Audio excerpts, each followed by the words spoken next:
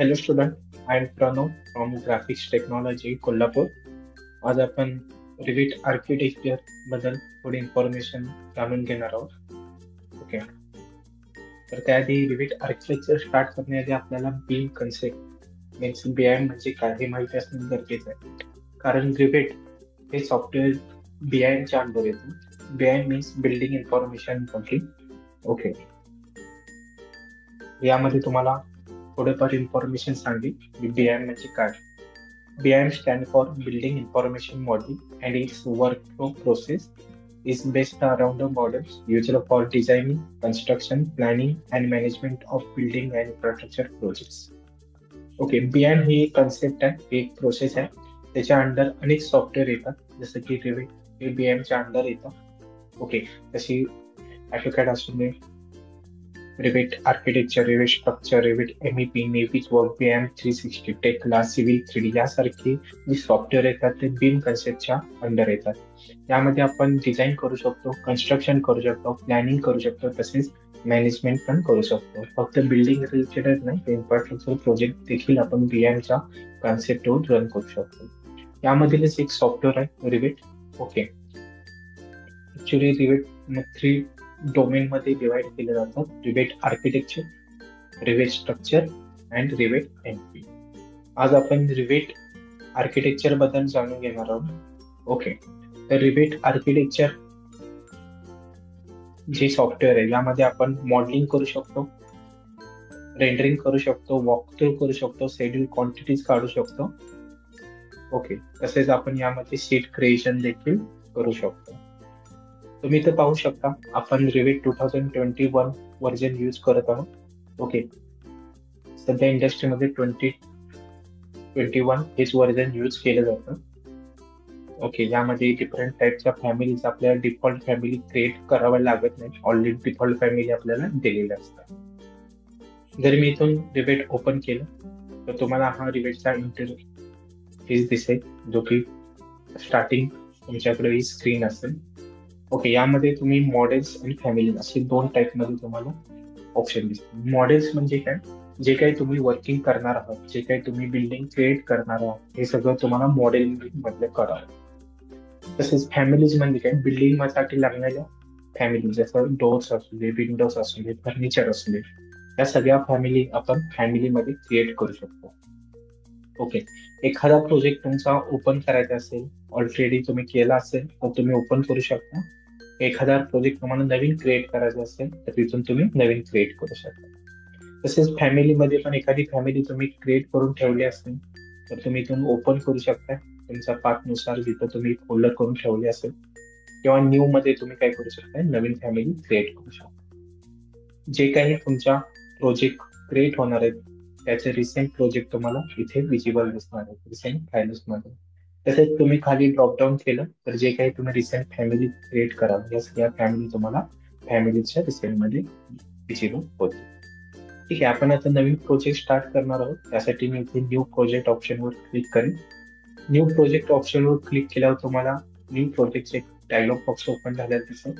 यामध्ये आपल्याला different template असतात. यामध्ये आपल्याला प्रत्येक सॉफ्टवेअरसाठी किंवा प्रत्येक टेम्पलेट ही वेगवेगळी असते. आर्किटेक्चरसाठी डिफॉल्ट टेम्पलेट असते, स्ट्रक्चरसाठी स्ट्रक्चर अनालिसिस डिफॉल्ट टेम्पलेट असते, किंवा MEP साठी डिफरंट टेम्पलेट असतात. त्यासाठी आपल्याला आर्किटेक्चरचं वर्किंग करण्यासाठी तुम्हाला एक टेम्पलेट चूज करावं लागेल. त्यासाठी तुम्हाला ब्राउज या ऑप्शन मध्ये जायचं. इथे गेल्यावर तुम्हाला डिफरंट टाईपच्या टेम्पलेट भेटतील. त्यामध्ये तुम्हाला डिफॉल्ट टेम्पलेट आर्किटेक्चरचं वर्किंग करण्यासाठी सिलेक्ट करायचे. तुम्ही इथं पाहू शकता डिफॉल्ट टेम्पलेट. ओके, जसं फाईल फॉर्मॅट किंवा एक्सटेन्शन .rt असं होतं. इथून तुम्ही ते ओपन करा. ओपन केल्यावर तुम्हाला याचे डिफॉल्ट टेम्पलेट ही कमांड इथे रन झालेली दिसेल. क्रिएट अ न्यू प्रोजेक्ट, आपण नवीन प्रोजेक्ट क्रिएट करतो, इथून तुम्ही ओके करू शकता.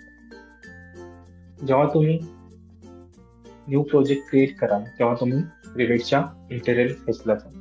यामध्ये तुम्हाला वेगवेगळे टॅब दिसतील, जसे architecture, structure, steel, precast. Okay, आणि यामध्ये वेगवेगळे तुमचं पॅनल्स आहेत. यामध्ये वॉल असून doors, window, component, column, row हे सगळं बिल्ड पॅनलच्या अंडर येतं. जसे circulation model, room and area panels, opening panel असे डिफरंट टाईपचे आर्किटेक्चर मध्ये आपण वर्क करत असतो. तुम्हाला माझ्या लेफ्ट हँड साईडला प्रॉपर्टीचा एक डायलॉग बॉक्स दिसेल.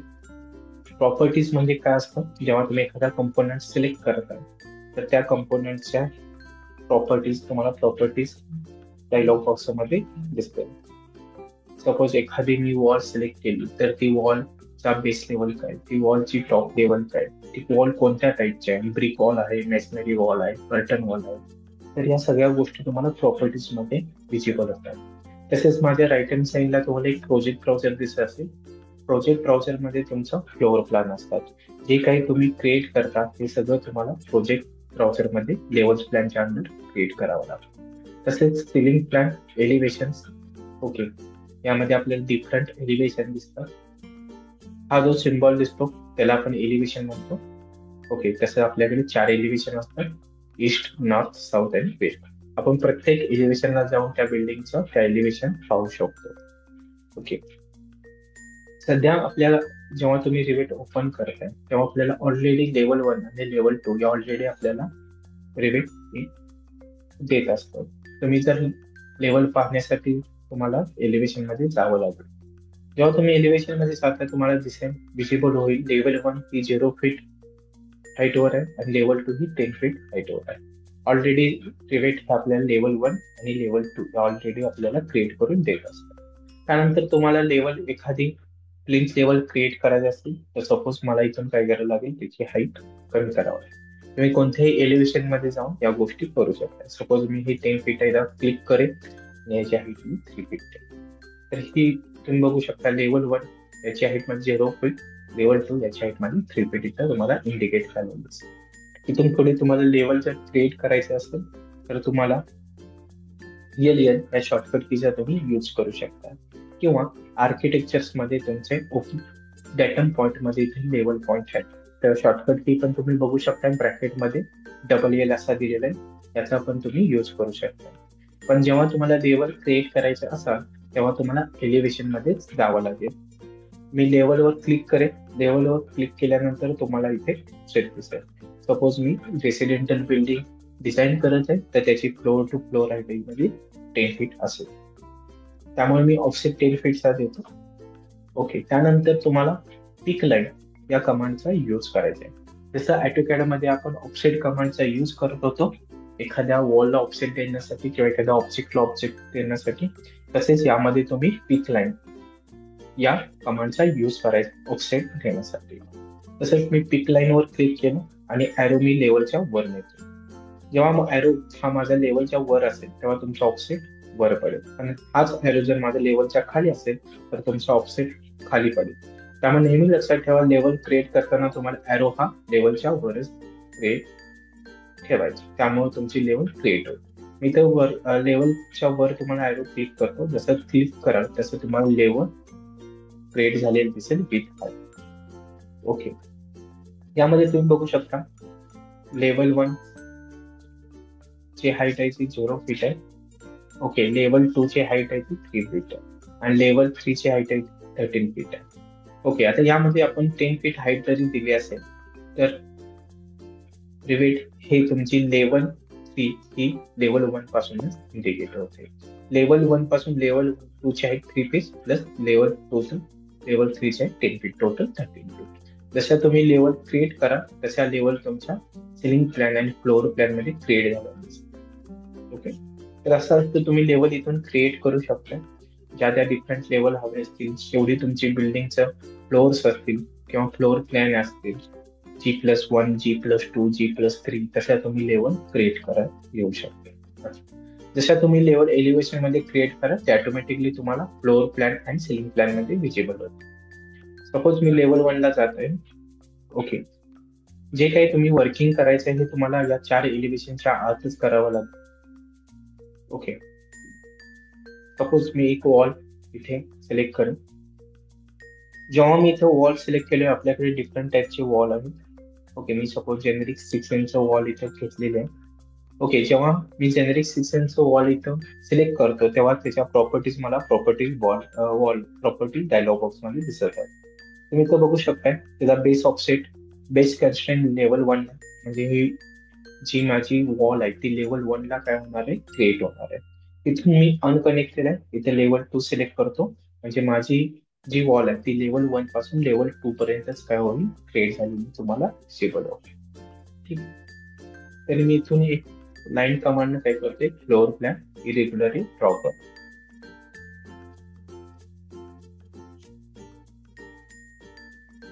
ओके तुम्ही पाहू शकता एक फ्लोअर प्लॅन मी इथं काय केलेलं आहे 6 इंच वॉल जेनरिक वॉल माझा वॉलचा थिकनेस आहे आणि तसा मी फ्लोअर प्लॅन यामध्ये क्रिएट केलेला आहे म्हणजे फ्लोअरची बाउंड्री क्रिएट करा.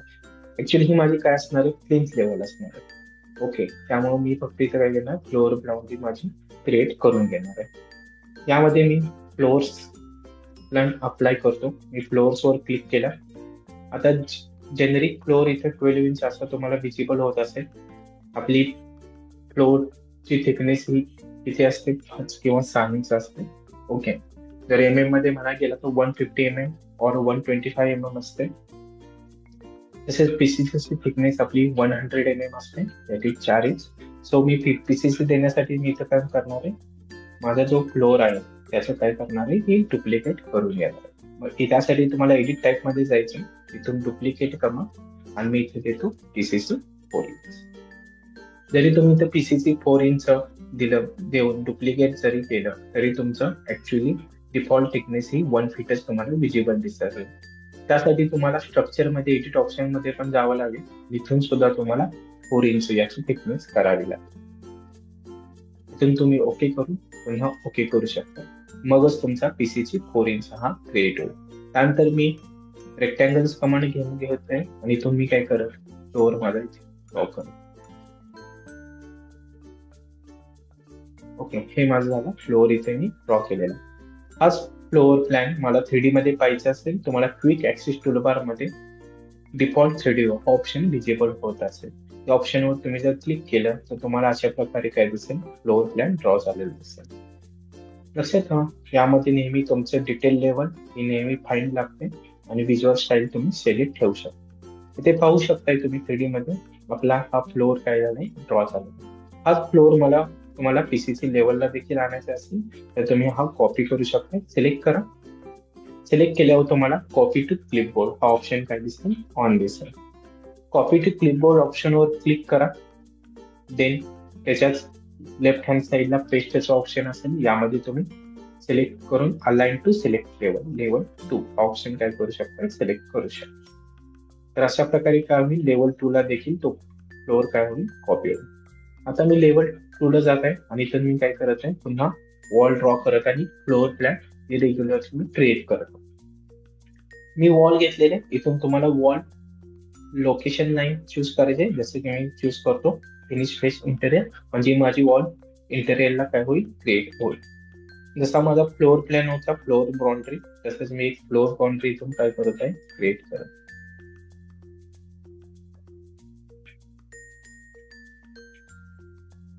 आणि यामध्ये मी डिफरंट टाईपचे काय करतो फ्लोअर्स क्रिएट करतो. ओके तर फ्लोअर क्रिएट करण्यासाठी तुम्हाला काय लागेल तुम्ही पिक ऑफसेट कमांडचा पण यूज करू शकता. मी पिक ऑफसेट कमांडचा यूज करतो आणि मी रूम्स क्रिएट करतो. सपोज मला 12 फीट बाय 10 फीटची जर रूम तयार करायची असेल तर तुम्ही त्याला ऑफसेट देऊ शकता. मी इथं ऑफसेट द्या 12 फीट आणि तुमच्या वॉलला तुम्ही काय करा ऑफसेट द्या. रिवेट मध्ये ऑफसेट देण्यासाठी तुम्हाला पिक लाईनचा यूज करायचा आहे. मी इथं ऑफसेट देतो 10 फीट.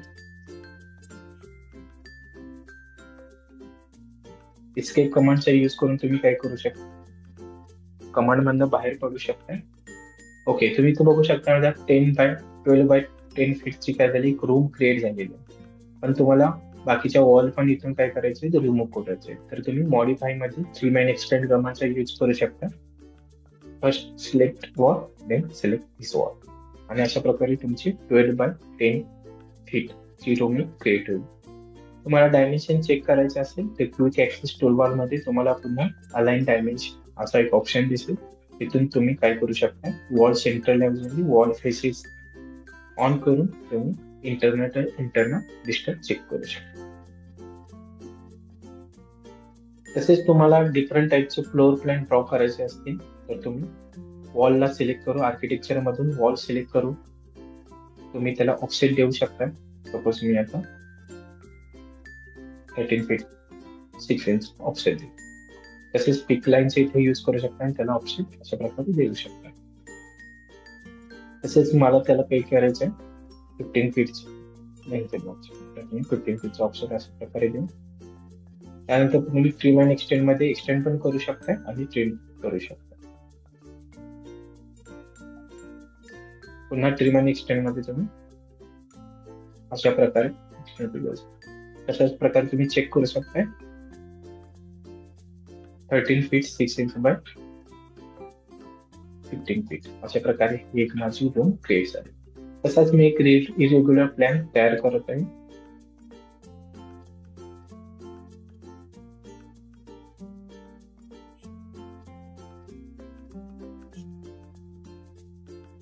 जर तुम्ही 3D मध्ये पाहिला तर तो तुम्हाला अशा प्रकारे दिसेल.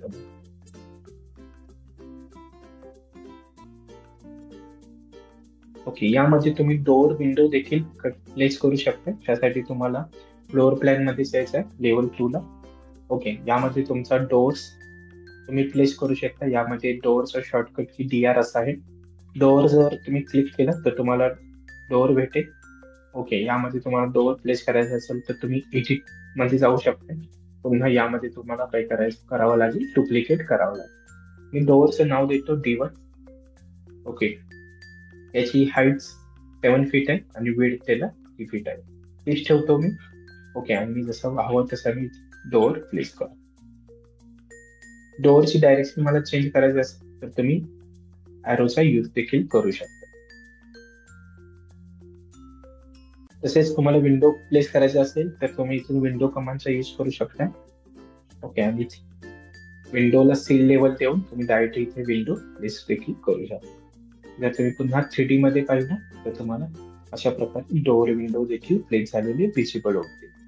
तर तसंच तुम्ही काय करू शकता, रिवेट मध्ये डिफरंट टाईपच्या कमांडचा यूज करून वेगवेगळे फ्लोअर प्लॅन क्रिएट करू शकता. ओके, यामध्ये तुम्ही रेंडर करू शकता, कलर अप्लाय करू शकता, वॉक थ्रू करू शकता, शेड्यूल क्वांटिटीज पण देखील काढू शकता. ओके, तर अशा प्रकारे तुम्ही काय करू शकता, रिवेट मध्ये वर्किंग करू शकता. त्यामुळे तुमचा 2D बरोबर 3D मॉडेलिंग देखील लवकरात लवकर क्रिएट होईल. ओके, आणि तुम्ही तुमच्या क्लायंटच्या रिक्वायरमेंट नुसार तसेच कंपनीच्या रिक्वायरमेंट एक परफेक्ट ड्रॉइंग प्रोव्हाइड करू शकता. ओके, तुम्हाला आणखी रिवेट आर्किटेक्चर बद्दल काही इन्फॉर्मेशन हवे असल्यास तुम्ही आमच्या ग्राफिक्स टेक्नॉलॉजीच्या वेबसाईटला व्हिजिट करा किंवा इन्स्टिट्यूटला व्हिजिट करा. कोल्हापूरमध्ये शाहूपुरी सेकंड लाईनला आपली इन्स्टिट्यूट आहे. Okay, thank you.